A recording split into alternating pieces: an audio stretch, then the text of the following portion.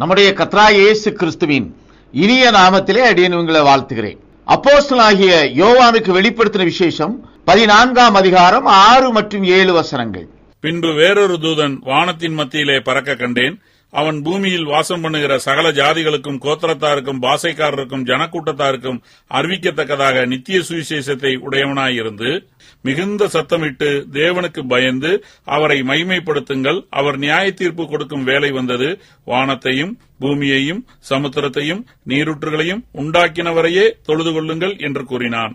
இந்த தூதன் அறிவிப்பது ஒரு சுவிசேஷம். அந்த சுவிசேஷமானது நித்திய சுவிசேஷத்தை உடையதாக இருந்தது என்று இங்கே சாட்சியிடப்படுகிறது. எது நித்திய சுவிசேஷம்? மாறாத சுவிசேஷம். அது நித்திய சுவிசேஷம். அது சிருஷ்டிகரை அடையாளம் காட்டக்கூடிய சுவிசேஷம். அந்த சுவிசேஷமானது வானத்தையும் பூமியையும் உருவாக்கினவர் ஒருவர் என்று சாட்சியிடக்கூடிய சாட்சியின் சுவிசேஷம். அங்கே அது அல்லாதபடிக்கு 2 விதமான சுவிசேஷங்கள் வேத வார்த்தையின்படி சாட்சியிடப்படுகிறது.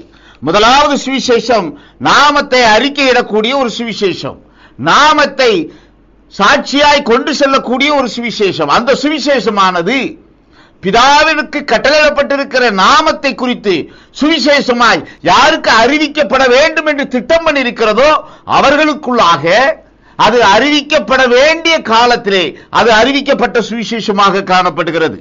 வானத்தையும் பூமியையும் உண்டாக்கினவர் ஒருவர், ஆனால் அந்த ஒருவருக்கு நாமங்கள் மாறுபட்டு இருக்கிறது.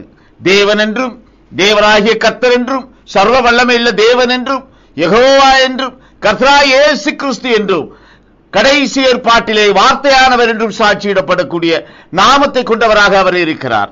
நித்திய சுவிசேஷம் இத்தனை நாமங்களை கொண்டவரையும் அவர்தான் வானத்தையும் பூமியையும் உண்டாக்குறவர் என்று சாட்சியிடக்கூடிய ஒரு சுவிசேஷமாக அமைகிறது. இது மாறாத ஒரு சுவிசேஷம். மற்றொரு சுவிசேஷம் கடந்து போகக்கூடிய ஒரு சுவிசேஷம். இந்த கடந்து போகக்கூடிய சுவிசேஷம் காலத்துக்கு காலம் மாறி வருகிறது. இந்த காலத்துக்கு காலம் மாறி வரக்கூடிய இந்த சுவிசேஷம் பிதாவினுடைய சமூகத்திலே இருந்து அனுப்பப்படக்கூடிய தூதர்கள் மூலமாக பிரமாணத்தை அறிவிக்கக்கூடிய சுவிசேஷம் என்று சாட்சியிடப்படுகிறது. பிரமாணத்தை அறிவிக்கக்கூடிய சுவிசேஷமானது தூதர்கள் மூலமாக பிதாவினிடத்திலிருந்து பிரமாணத்தை தூதர்கள் பெற்றுக்கொண்டு அதை சுவிசேஷமாய் வந்து இந்த பூச்சக்கரத்திலே யாரிடத்திலே சாட்சியாய் அறிவிக்கப்பட வேண்டும் என்றும் எந்த காலத்திலே அது அறிவிக்கப்பட வேண்டும் என்று திட்டம் பண்ணியிருக்கிறதோ அந்த காலத்திலே அந்த சுவிசேஷத்தை சாட்சியிடுவதாகும். அப்போஸ்தலர் 7ஆம் அதிகாரம் 53வது வசனத்திலே நாம் பார்க்கிறோம். தேவ தூதரை கொண்டு நீங்கள் நியாய பிரமாணத்தை பெற்றிருந்தும் அதை கை கொள்ளாமற் போனீர்கள் என்றான். தேவ தூதரை கொண்டு நீங்கள் நியாய பிரமாணத்தை பெற்றீர்கள் என்று இங்கு அப்போஸ்தலர் நடவடிக்கையிலே கூறப்பட்டிருக்கிறது. இந்த நியாய பிரமாணத்தை தேவ தூதன் மூலமாக, அனுப்பப்பட்ட தூதன் மூலமாக மோசே என்ற மாம்ச சரீரம் பெற்று அவைகளை குறித்து சுவிசேஷமாய் இஸ்ரவேலர்களுக்குள்ளே சாட்சியிட்டது. மோசேயிடம் கொடுக்கப்பட்ட அந்த பிரமாணம் யெகோவா என்ற நாமம் கொண்டவர் மூலம் தூதன் மூலமாக அனுப்பப்பட்டு அவைகள் அங்கே மோசேயின் மூலம் இஸ்ரவேலர்களுக்குள்ளாக சாட்சியிடப்பட்டது. நியாய பிரமாணமானது கடந்து செல்லக்கூடிய ஒரு பிரமாணம். இஸ்ரவேலர்கள் மத்தியிலே அந்த நியாய பிரமாணமானது நிறைவேற்றப்பட வேண்டிய ஒரு பிரமாணம். இந்த நியாய பிரமாணத்தை இயேசு கிறிஸ்து நிறைவேற்றினார் என்று வேதம் சொல்லுகிறது. நாமத்தை அறிவிக்கக்கூடிய சுவிசேஷமானது வார்த்தை மூலம் சாட்சியிடக்கூடிய ஒரு சுவிசேஷமாகும். இயேசு கிறிஸ்து மாமிசத்திலே வெளிப்பட்ட அந்த வார்த்தையானது அங்கே இஸ்ரவேலர்களுக்குள்ளாக சுவிசேஷத்தை சொல்ல ஆரம்பித்தது. மார்க் எழுதின சுவிசேஷம் 1ஆம் அதிகாரம் 1வது வசனத்திலே நாம் இவைகளை குறித்து பார்க்கிறோம். தேவனுடைய குமாரனாகிய இயேசு கிறிஸ்துவினுடைய சுவிசேஷத்தின் ஆரம்பம், இயேசு கிறிஸ்துவினால் அறிவிக்கப்பட்ட சுவிசேஷம், பிதாவினிடத்திலிருந்து அவர் பெற்று வந்த சுவிசேஷம், காணாமல் போன இஸ்ரவேலர்களுக்குள்ளாக பிதாவினுடைய கிரியைகளை சாட்சியிடத்தக்க ஒரு சுவிசேஷமாய் அமைந்தது. நாமத்தை அறிவிக்கக்கூடிய அந்த சுவிசேஷம் தூதர்கள் மூலமாக சாட்சியிடப்படுகிறது. நாமத்தை அறிவிக்கக்கூடிய அந்த சுவிசேஷம் 2 தூதர்கள் மூலமாக ஒவ்வொரு ஏற்பாட்டின் காலத்திலும் அது சாட்சியிடப்படுகிறது. நாமத்தை சர்வ வல்லமையுள்ள தேவன் என்ற நாமமாய் ஆபிரகாமிடத்திலே சாட்சி கொடுக்கும் பொழுது அந்த தூதர்கள் கர்த்தரோடு வந்து ஆபிரகாமுக்கு காட்சி கொடுத்தார்கள். அந்த நாமமானது யெகோவா என்ற நாமமாய் மாறி வரும் பொழுது அதே 2 தூதர்களும் இஸ்ரவேலர்களுக்குள்ளாக அந்த நாமத்தை குறித்து சாட்சி கொடுத்தார்கள். அதே 2 தூதர்களும் இயேசு கிறிஸ்து என்ற நாமத்துக்கு சாட்சியிடுகிறவர்களாய் அவர்கள் இயேசு கிறிஸ்துவோடு சேர்ந்து மறுரூபமாகி அவருடைய நாமம் பிதாவின் நாமமாக உயர்த்தப்பட்டிருக்கிறது என்பதை குறித்து சாட்சி கொடுத்தார்கள். கடைசி ஏற்பாட்டிலும் அந்த 2 தூதர்களும் எழுப்பி வந்து பிதாவுக்கு கட்டளையிடப்பட்டிருக்கிற நாமமாகிய வார்த்தை என்ற நாமத்தை இந்த பூச்சக்கரத்திலே சுவிசேஷமாய் அறிவிப்பதற்காக அனுப்பப்படுவார்கள். நாமம் சுவிசேஷமாய் அறிவிக்கப்படும். அப்படி அறிவிக்கப்படக்கூடிய அந்த நாமத்துக்கு சாட்சியிடக்கூடியவர்கள் தூதர்கள்.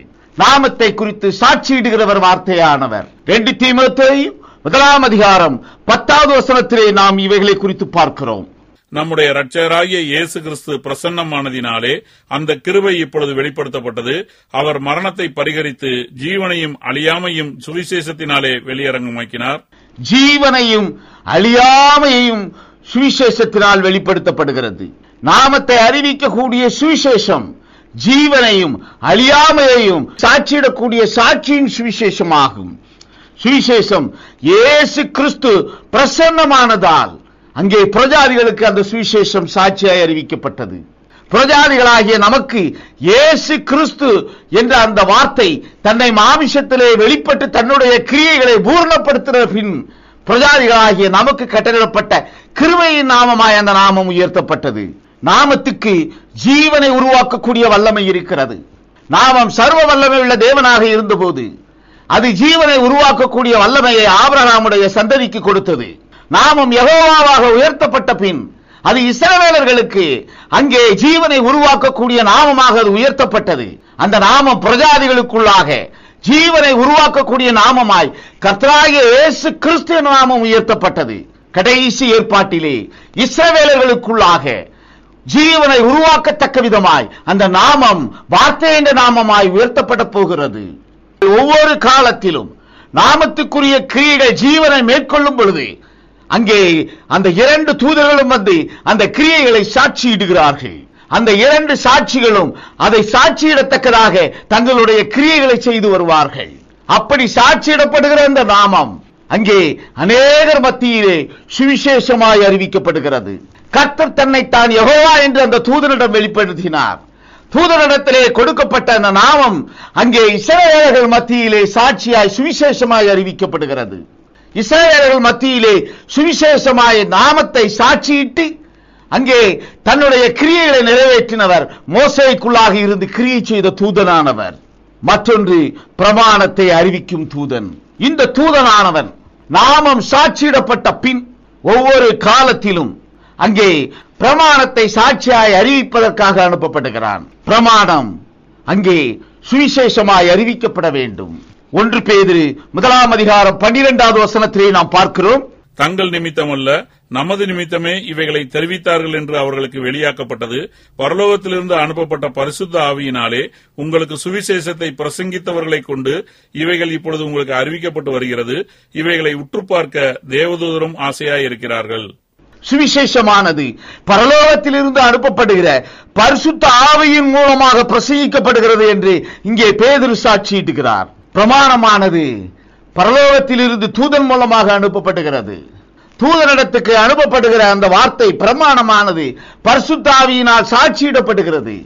பரிசுத்த ஆவியின் மூலமாக தூதனிடத்திலே ஒப்புக் கொடுக்கப்பட்டு அங்கே அந்த காலத்திலே யார் மூலமாக அது சாட்சியிடப்பட வேண்டும் என்று பிதாவினால் திட்டம் பண்ணப்பட்டிருக்கிறதோ அந்த மாம்ச சரீரத்துக்குள்ளாக அந்த தூதன் இறங்கி அந்த பிரமாணத்தை சுவிசேஷமாக அறிவிக்க கட்டளையிடுகிறார். தூதன் மூலமாக அங்கே கொடுத்து அனுப்பப்பட்ட அந்த பிரமாணமானது பரிசுத்த ஆவியை பெற்றவர்கள் மூலமாக, பரிசுத்த ஆவி பெற்றுக் கொள்வதற்காக காத்திருக்கிறவர்கள் மூலமாக அது சுவிசேஷமாக ஒவ்வொரு காலத்திலும் அது அனுப்பப்பட்டு வருகிறது.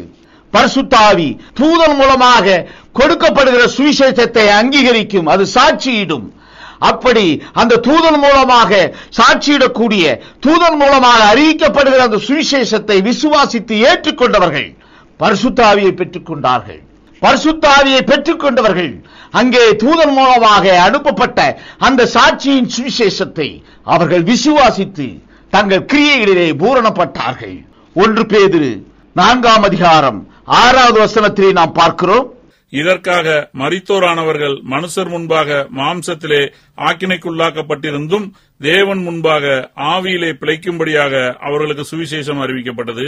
பரலோகத்தில் இருந்து பரிசுத்த ஆவியானவர் சாட்சியிடக்கூடிய அந்த சுவிசேஷமானது பெற்றிருக்கக்கூடிய ஆவியின் சரீரம் பிழைக்கத்தக்கதாக சாட்சியிடப்படக்கூடிய சாட்சியின் சுவிசேஷம் என்று இங்கே பேதுரு சாட்சியிடுகிறார். இங்கே பேதுரு கொடுக்கக்கூடிய சாட்சி ஆவியின் சரீரத்தில் நாம் பிழைக்க வேண்டும் என்பதற்காக, ஆவியின் சரீரத்திலே நாம் ஜீவனோடு இருக்க வேண்டும் என்பதற்காக பரலோகத்தில் இருந்து பரிசுத்த ஆவியின் மூலம் அந்த சுவிசேஷம் சாட்சியாய் அறிவிக்கப்படுகிறது. கிறிஸ்துவுக்குள் அருமையானவர்களே, பிரஜாதிகளாகிய நமக்குள்ளாக அங்கே மாறாத பிரமாணமாக நித்திய சுவிசேஷமாக சாட்சியிடப்பட்ட சாட்சி வானத்தையும் பூமியையும் உண்டாக்கினவர் ஒருவர். அந்த ஒருவருக்கு நமக்குள்ளாக பிரஜாதிகளாகிய நமக்குள்ளாக ஆவியின் சரீரத்தை பெற்றுக்கொள்ளத்தக்க விதமாய் கிரியைகளை செய்வதற்காக பிதாவினால் சாட்சியிடப்பட்ட நாமம் கர்த்தராகிய இயேசு கிறிஸ்து என்ற நாமம். இப்படி கர்த்தராகிய இயேசு கிறிஸ்து என்ற நாமத்திலே ஆவியின் சரீரத்தை பெற்றிருக்கிற நாம் அந்த ஆவியின் சரீரம் பிழைத்திருக்கத்தக்கதாக, அந்த ஆவியின் சரீரம் நித்திய ஜீவனை சுதந்தரிக்கத்தக்கதாக அங்கே அதனுடைய கிரியைகளை நிறைவேற்ற வேண்டும் என்பதற்காக அங்கே ஒரு பிரமாணம் சாட்சியிடப்படுகிறது. பிரஜாதிகளாகிய நமக்குள்ளாக ஆவியின் சரீரம் பெற்றிருக்கிற நமக்குள்ளாக அந்த பிரமாணத்தை கொண்டு வந்து சேர்ப்பதற்காக 7 சபை காலங்களிலும் 7 தூதர்கள் அனுப்பப்பட்டார்கள். 7 சபை தூதர்களும் அந்த சபை காலத்துக்குரிய பிரமாணத்தை அந்த நாளுக்குரிய பிரமாணமாய் பிதாவினிடத்திலிருந்து பெற்று வந்தார்கள். அவருடைய வலது கரத்தில் இருந்து பெற்று வந்து அவர்கள் இந்த பூச்சக்கரத்திலே அவைகளை சுவிசேஷமாக அறிவித்தார்கள். அவர்கள் அறிவித்த சுவிசேஷத்தை பரிசுத்த ஆவியை பெற்றுக் கொண்டவர்கள் அதை ஏற்றுக்கொண்டு அந்த சுவிசேஷத்துக்கு தங்களை ஒப்புக் கொடுத்து அவர்களும் அந்த சுவிசேஷத்துக்கு சாட்சியிட்டார்கள். சபை பிரமாணமாய் பிரஜாதிகளாகிய நமக்கு சுவிசேஷம் சாட்சியிடப்பட்டது. அந்த சுவிசேஷம் 7 சபை தூதர்கள் மூலமாக வெவ்வேறு காலங்களிலே கிறிஸ்தவர்களாகிய நமக்குள்ளாக ஆவியின் சரீரம் பெற்றிருக்கிற நமக்குள்ளாக அது சுவிசேஷமாய் சாட்சியிடப்பட்டது. சபை பிரமாணம் நிறைவு பெற்ற பின் வார்த்தை பிரமாணம் அங்கே சாட்சியிடப்பட வேண்டும். வார்த்தை பிரமாணம் நாமத்துக்குரிய பிரமாணமாய் அங்கே இஸ்ரவேலர்களுக்குள்ளாக கடந்து செல்கிறது. கடைசி ஏற்பாட்டிலே இஸ்ரவேலர்களுக்குள்ளாக இந்த வார்த்தை பிரமாணமானது, இந்த வார்த்தையின் நாமமானது அங்கே அழியாமைக்குரிய சரீரத்தை கொண்டு செல்கிறதாகவும் நமக்குள்ளாக நாம் பெற்றிருக்கிற அந்த ஆவியின் சரீரம் அழியாமைக்குரியதாய் நித்திய ஜீவனுக்குரியதாய் அது கடந்தேறி செல்ல அதற்கு சாட்சியிடக்கூடிய சுவிசேஷமாய் அறிவிக்கப்படக்கூடிய காரியமாக காணப்படுகிறது. வார்த்தை பிரமாணம் தூதர் மூலம் சாட்சியிடப்பட வேண்டும். ஒவ்வொரு ஏற்பாட்டின் காலத்திலும் கர்த்தர் தம்முடைய நாமத்தை கிரியையின் நாமமாய் மாற்றி சாட்சியிடப்படும் பொழுது அந்த தூதர்கள் வந்து சாட்சியிட்டது போல கடைசி ஏற்பாட்டிலும் அவருடைய நாமம் வார்த்தையாய் மாறி அந்த நாமமும் இந்த பூச்சக்கரத்திலே சாட்சியிடப்பட வேண்டும். அப்படி வார்த்தையின் நாமமாய் மாறி இருக்கக்கூடிய அவருடைய நாமம் அங்கே சுவிசேஷமாய் அறிவிக்கப்பட வேண்டும். அந்த சுவிசேஷத்தை சாட்சியிடுகிறவர்கள், அந்த நாமத்தை சாட்சியிடுகிறவர்கள் மோசேயும் எலியாவும். ரோமாவிலியாருக்கு பவுல் எழுதின நிருபம் 1 அதிகாரம் 1வது வசனம். இயேசு கிறிஸ்துவின் ஊழியக்காரனும் அப்போஸ்தலன் ஆகும்படி அழைக்கப்பட்டவனும் தேவனுடைய சுவிசேஷத்திற்காக பிரித்தெடுக்கப்பட்டவனும் ஆகிய பவுல். சுவிசேஷத்திற்காக பிரித்தெடுக்கப்பட்டவன் அப்போஸ்தலனாகிய பவுல். அங்கே பிரஜாதிகளுக்குள்ளாக இயேசு கிறிஸ்துவை ஏற்றுக்கொண்டு அழியாமையின் சரீரம் பெற்றிருக்கிறவர்களுக்குள்ளாக அவர்கள் தாங்கள் பெற்றிருக்கிற அந்த ஆவியின் சரீரத்தை அழியாமைக்குரிய சரீரமாய் நித்திய ஜீவனுக்குரிய சரீரமாய் பரலோக ராஜ்யத்திலே கொண்டு வந்து சேர்ப்பதற்குரிய கிரியைகளை செய்யக்கூடிய பிரமாணத்தை கொண்டு வந்து சாட்சியிட்டவர் அங்கே அப்போஸ்தலனாகிய பவுல். அப்போஸ்தலனாகிய பவுல் 1வது சபைக்கு என்று அனுப்பப்பட்ட தூதன். அப்போஸ்தலர்கள் கொடுத்த சுவிசேஷம் இயேசு கிறிஸ்துவினுடைய உயிர்த்தெழுதலை சாட்சியிடக்கூடிய சுவிசேஷமாக அமைந்தது. இயேசுவை கிறிஸ்து என்றும் இயேசுவை மேசியா என்றும் அவர்கள் இஸ்ரவேலர்களுக்குள்ளாக சாட்சியாய் அங்கே அந்த சுவிசேஷத்தை அவர்கள் அறிவித்தார்கள். பிரஜாதிகளும் கர்த்தராகிய இயேசு கிறிஸ்து நாமத்திலே விசுவாசம் வைத்தார்கள். அப்படி இயேசு கிறிஸ்து என்ற நாமத்தை விசுவாசித்த யாவருக்கும் கிறிஸ்தவர்கள் என்ற நாமம் அங்கே வழங்கப்பட்டது. அவருடைய நாமத்தின் மேல் விசுவாசம் வைத்தவன் அழியாமைக்குரிய மாமிசத்துக்குள்ளாக அங்கே உள்ளான மனிதனின் ஆத்மாவை பெற்றவர்களாக மாறுகிறார்கள். அப்படி ஆத்மாவை பெற்றவர்களாக மாறினவர்களுக்குள்ளாக அங்கே பிரமாணம் சாட்சியாய் அனுப்பப்படுகிறது. அந்த பிரமாணத்தை சபை தூதர்கள் மூலமாக கர்த்தர் தம்முடைய வலதுகரத்தில் இருந்து புறப்பட்ட நட்சத்திரங்களாய் கொடுத்து அனுப்பினார். அவைகள் இந்த பூச்சக்கரத்திலே சாட்சியிடப்பட்டது. தூதன் மூலம் அறிவிக்கப்பட்ட பிரமாணத்தை சாட்சியாய் அறிவிக்க அங்கே அப்போஸ்தலனாகிய பவுல் பிரித்தெடுக்கப்படுகிறார். அப்போஸ்தலனாகிய பவுல் பிதாவினிடத்தில் இருந்து, கர்த்தருடைய வலதுகரத்தில் இருந்து, இயேசு கிறிஸ்துவுடைய வலதுகரத்தில் இருந்து அனுப்பப்பட்ட அந்த நட்சத்திரமாய் விளங்கின அந்த தூதன் மூலம் அந்த பிரமாணத்தை பெற்றுக்கொண்டு அதை சுவிசேஷமாக சாட்சியிடுகிறான். அதற்காக பிரித்தெடுக்கப்பட்டவன் அப்போஸ்தலனாகிய பவுல். பிரமாணம் அப்போஸ்தலனாகிய பவுல் மூலம் அங்கே சுவிசேஷமாக அறிவிக்கப்படுகிறது. பவுல் கொடுத்த சுவிசேஷத்தின் மூலமே அங்கே நித்திய ஜீவன் என்ற கிருபை கிறிஸ்தவர்களுக்குள்ளாக பிரிக்கத்தக்க விதமான பிரமாணமாய் சாட்சியிடப்படுகிறது. அப்போஸ்தலனாகிய பவுல் தெசலோனிக்கேயருக்கு எழுதின 2ஆம் நிருபம் 2ஆம் அதிகாரம் 14வது வசனத்திலே நாம் பார்க்கிறோம். நீங்கள் நம்முடைய கர்த்தராகிய இயேசு கிறிஸ்துவின் மகிமையை அடையும் பொருட்டாக எங்கள் சுவிசேஷத்தினாலே அந்த ரட்சிப்புக்கு அவர் உங்களை அழைத்தார். பவுல் கொடுத்த சுவிசேஷத்தின் மூலமாக ரட்சிப்பு. பவுல் மூலம் கொடுக்கப்பட்ட அந்த சுவிசேஷம் அவருடைய நாமத்தின் மேல் விசுவாசம் வைத்து அவரை ஏற்றுக்கொண்டு தங்களுக்குள்ளாக ஆவியின் சரீரம் பெற்றிருக்கிறவர்கள் அழியாமைக்குரிய சரீரத்தை பெற்றுக் கொண்டவர்களாக நித்திய ஜீவன் என்ற ரட்சிப்பை பெற்றுக் கொண்டவர்களாக விளங்க அவர்கள் விசுவாசித்து தங்களுடைய கிரியைகளிலே பூரணப்பட வேண்டும் என்பதற்காக சாட்சியிடப்பட்ட ரட்சிப்புக்குரிய சுவிசேஷமாக அறிவிக்கப்படுகிறது. ஆவியில் பரிசுத்தமாக்கப்பட தெரிந்து கொள்ளப்பட்டவர்கள் இந்த சுவிசேஷத்தை விசுவாசித்து அதன் மூலம் ரட்சிப்பை கண்டுகொண்டார்கள். யாரெல்லாம் பரிசுத்தாவியை பெற்றுக் கொள்ள வேண்டும் என்று அங்கே தீர்மானம் செய்யப்பட்டிருக்கிறதோ, தெரிந்து கொள்ளப்பட்டிருக்கிறார்களோ, அவர்களுக்கு இந்த ரட்சிப்பின் சுவிசேஷம் அங்கே விசுவாசிக்கத்தக்கதான கிரியைகளை செய்தது. அவர்களுடைய விசுவாசம் அவர்கள் தாங்கள் பெற்றிருந்த ஆவியின் சரீரத்துக்குள்ளாக பரிசுத்தாவி இடைபட அவர்கள் தங்களுடைய ஆவியின் சரீரத்தை ஒப்புக் கொடுத்தவர்களாக தங்களுடைய கிரியைகளை செய்தார்கள்.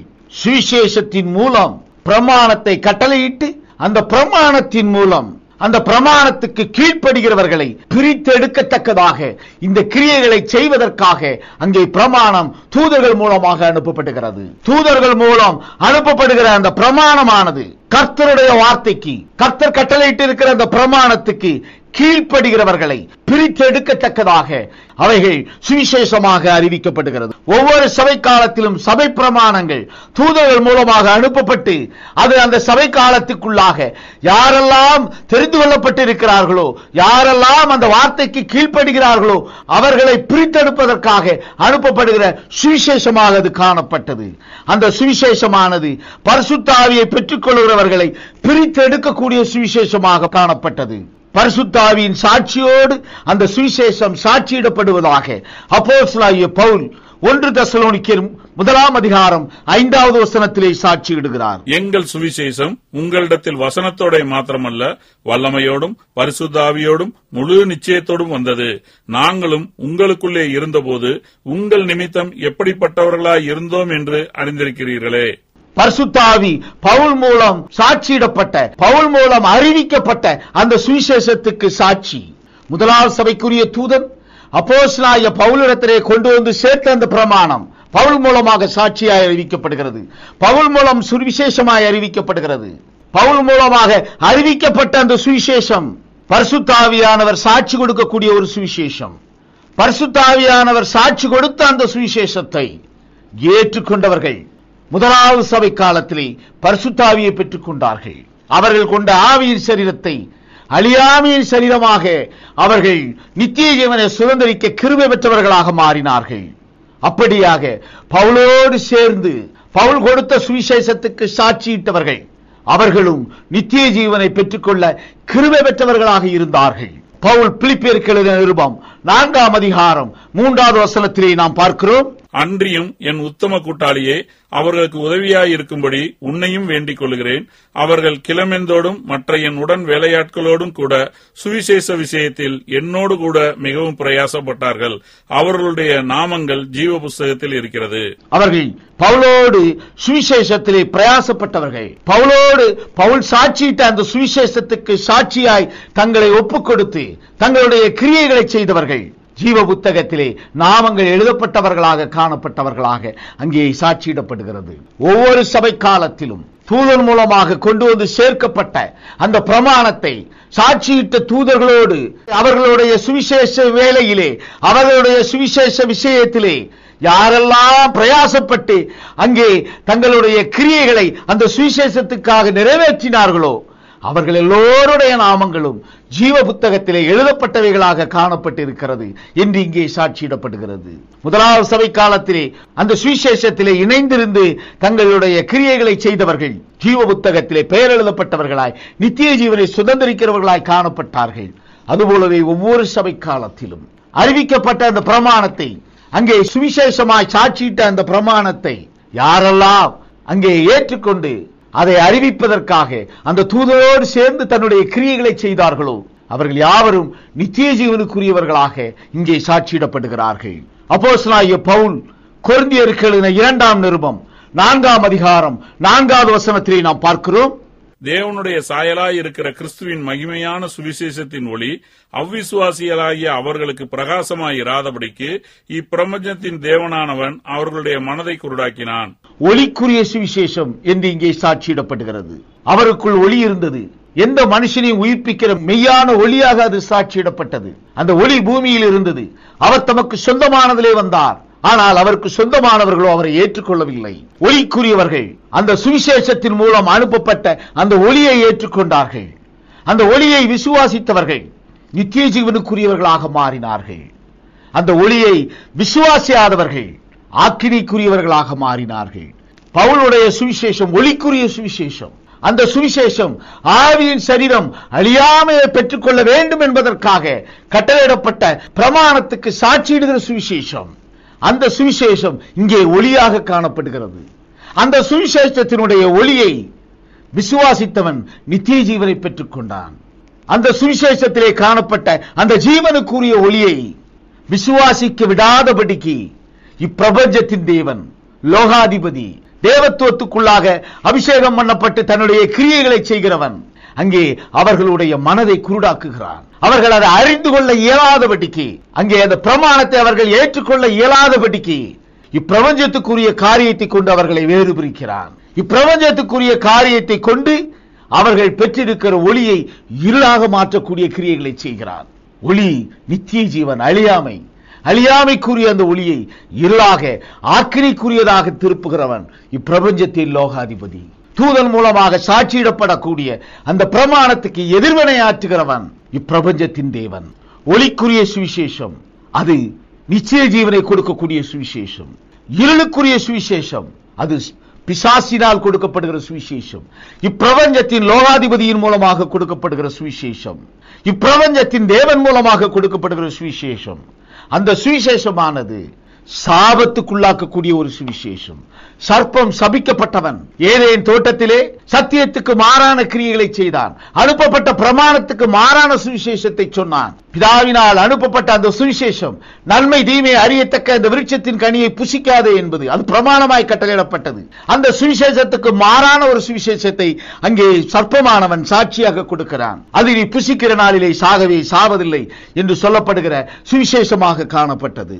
சத்தியத்துக்கு மாறான சுவிசேஷத்தை சொல்லுகிறவன் சபிக்கப்பட்டவன் என்று அப்போஸ்தலனாகிய பவுல் கலாத்தியருக்கு எழுதின நிருபம் 1ஆம் அதிகாரம் 8வது வசனத்திலே சாட்சி கொடுக்கிறான்.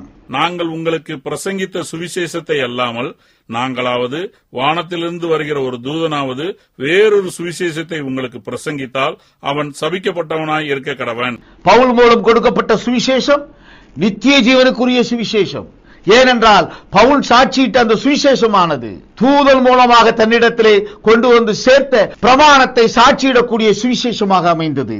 அந்த சுவிசேஷத்துக்கு மாறான ஒரு சுவிசேஷத்தை கொடுத்தவன் சபிக்கப்பட்டவன் என்று இங்கே அப்போஸ்தலனாகிய பவுல் சாட்சியிடுகிறார். சத்தியத்துக்கு சாட்சியிடக்கூடிய சுவிசேஷத்துக்கு உடனிருந்து தன்னுடைய கிரியைகளை செய்கிறவன் ஜீவனுக்குரிய கிரியைகளை செய்கிறவன் அவன் நித்திய ஜீவனை சுதந்திரிப்பான்.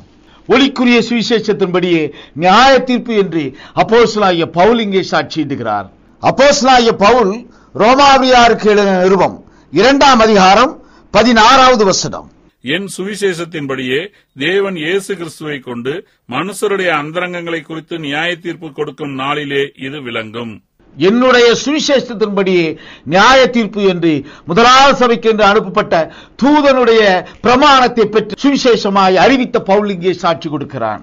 அதே போலத்தான் ஒவ்வொரு காலத்திலும் சபை தூதர்கள் மூலமாக சாட்சியிடப்பட்ட பிரமாணமே அங்கே நியாய தீர்ப்புக்குரிய பிரமாணமாக சாட்சியிடப்படுகிறது. பவுலுடைய சுவிசேஷம் எப்படி முதலாவது சபையிலே இருந்தவர்களை நியாய தீர்ப்புக்கு உட்படுத்தியதோ அதே போல ஒவ்வொரு சபை காலத்திலும் நியாயம் தீர்க்கிறவர்களாய் அந்த சபை தூதர்கள் அங்கே கர்த்தருடைய சிம்மாசனத்துக்கு முன்பாக நியாயாதிபதிகளாக அமர்த்தப்படுகிறார்கள். கிறிஸ்துவுக்குள் அருமையானவர்களே, நாமம் ஒளிக்குரியது. அந்த ஒளி வார்த்தை, வார்த்தையின் மூலம் பெற்றுக் கொண்டிருக்கிற அந்த ஒளியை அங்கே தன்னகத்தை காத்துக்கொள்ள வேண்டும் என்பதற்காக பிரமாணம் சாட்சியிடப்படுகிறது. பிரமாணம் அந்த ஒளிக்கு சாட்சி. அந்த பிரமாணத்தை ஏற்றுக்கொள்கிறவர் தன்னிடத்திலே பெற்றுக் கொண்டிருக்கிற ஒளியை காத்துக் கொள்கிறார். அந்த பிரமாணத்தை மீறி நடக்கிறவன் தேவத்துவத்தின் கிரியைகளுக்குள்ளாக அந்த பிரமாணத்தை மாற்றி தன்னுடைய கிரியைகளை செய்து முடிக்கிறவன் சபிக்கப்பட்டவன் என்று இங்கே சாட்சியிடப்படுகிறது. வார்த்தையில் ஒளி இருக்கிறது. அந்த வார்த்தை நித்திய ஜீவனுக்குரிய ஒளியை கட்டளையிடுகிறது. வார்த்தை முதலாவது அங்கே சரீரத்தோடு சேர்ந்து தன்னை வெளிப்படுத்தியது. எபிரேயர்களின் நிருபம் 10ஆம் அதிகாரம் 5வது வசனத்திலே நாம் பார்க்கிறோம்.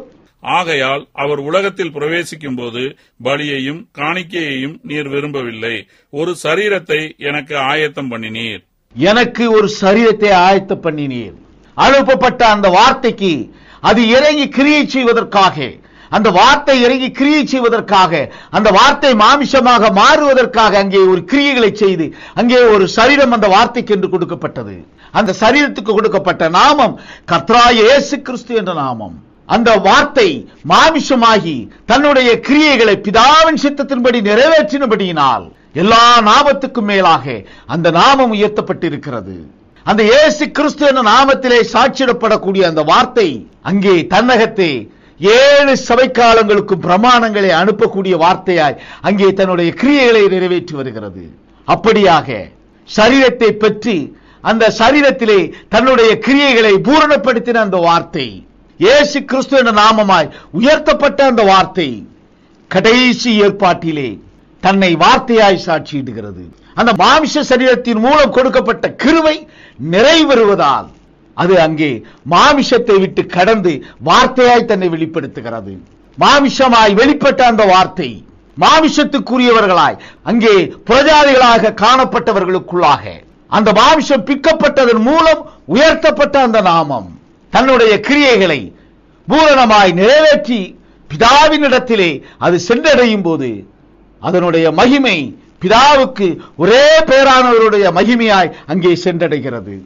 அந்த வார்த்தை மாமிசத்தோடு இருந்து தன்னுடைய கிரியைகளை நிறைவேற்றும் வரையிலும் அது கிறிஸ்தவர்களுக்கு கிருபையை கொடுக்கிறதாக அமையும். அந்த வார்த்தை மாமிசமாய் இருந்து கிரியை செய்கிற வரையிலும் புரஜாதிகளாகிய நமக்கு கிருபை. அந்த வார்த்தை மாமிசத்தை விட்டு கடந்து வார்த்தையாய் தன்னை வெளிப்படுத்தும் பொழுது அங்கே கிருபையானது இஸ்ரவேலர்களுக்குள்ளாக கடந்து செல்கிறது. அழியாமைக்குரிய சரீரம் இஸ்ரவேலர்களுக்குள்ளாக கடந்து செல்கிறது. இது கடைசி ஏற்பாட்டின் கிரியைக்குரிய காரியம். இங்கே நாமம் மாறுகிறது. நாமம் வார்த்தை என்று சாட்சியிடப்படுகிறது. மாமிசமாய் வெளிப்பட்ட அந்த வார்த்தை அங்கே மாமிசமாய் வெளிப்பட்டு கர்த்தராகிய இயேசு கிறிஸ்துவின் நாமமாய் உயர்ந்த அந்த மாமிசத்தோடு இருந்த அந்த வார்த்தை அங்கே அந்த மாமிசத்தை விட்டு கடந்ததாய் வேறொரு நாமம் தரிப்பிக்கப்பட்டதாய் தன்னை வார்த்தை என்று சாட்சியிடுகிறது. இங்கே நாமம் மாறுகிறது. நாமம் மாறும் பொழுது கிரியைகளும் மாறுகிறது, பிரமாணங்களும் மாறுகிறது. கிரியை பிரஜாதிகளுக்குள்ளாக இருக்கக்கூடிய ஆவியின் சரீரம் நிறைவு பெறக்கூடிய ஒரு கிரியை, இஸ்ரவேலர்களுக்குள்ளாக அந்த ஆவியின் சரீரம் உருவாகக்கூடிய ஒரு கிரியை. இவைகள் சுவிசேஷமாய் அறிவிக்கப்பட வேண்டும். இந்த நாமத்துக்கு சாட்சியிடுவதற்காக 2 சாட்சிகள் அனுப்பப்படுவார்கள். ஒவ்வொரு காலத்திலும் மோசேயும் எலியாவும் அந்த சாட்சியாய் வென்று சாட்சியிட்டது போல இங்கே நாமம் வார்த்தையாய் மாறும் பொழுதும் அங்கே அவர்கள் வந்து சாட்சியிட வேண்டும். அவர்கள் கொடுக்கக்கூடிய சாட்சி இந்த பூச்சக்கரம் முழுவதும் சுவிசேஷமாய் அறிவிக்கப்படும். அந்த சுவிசேஷத்தை விசுவாசிக்கிறவர்கள் பரிசுத்த ஆவியை பெற்றுக் கொள்வார்கள். பரிசுத்த ஆவியை பெற்றுக் கொண்டவர்கள் அவர்களுடைய சாட்சியை ஏற்றுக்கொள்வார்கள். கிறிஸ்துவுக்குள் அருமையானவர்களே, அந்த நாமத்துக்குள்ளாக அவர்கள் கொடுக்கக்கூடிய சாட்சி விசுவாசத்துக்குரிய சாட்சி. விசுவாசிக்க வேண்டும் என்பதற்காக அங்கே பிரமாணமாய் கட்டளையிடப்படக்கூடிய சாட்சி அது சுவிசேஷமாய் அறிவிக்கப்படும். அந்த சுவிசேஷத்தை விசுவாசத்தோடு ஏற்றுக்கொண்டவர்கள் தாங்கள் பெற்றிருக்கிற ஒளியை காத்துக் கொண்டவர்களாய் நித்திய ஜீவனுக்குரியவர்களாக மாறுவார்கள். நாம் பெற்றிருக்கிற ஒளி இருளாகாதபடிக்கு அதை காத்துக்கொள்ள கர்த்தருடைய வார்த்தையை பற்றி கொண்டவர்களாய் ஜீவனுக்குரியவர்களாய் நாம் கிருபைக்குள்ளாக கடந்து வர கர்த்தர் நம்மை வழிநடத்த நம்மை ஒப்புக் கொடுப்போம். கர்த்தர் பெரிய காரியங்களை செய்வார். ஆமேன், ஆமேன், ஆமேன்.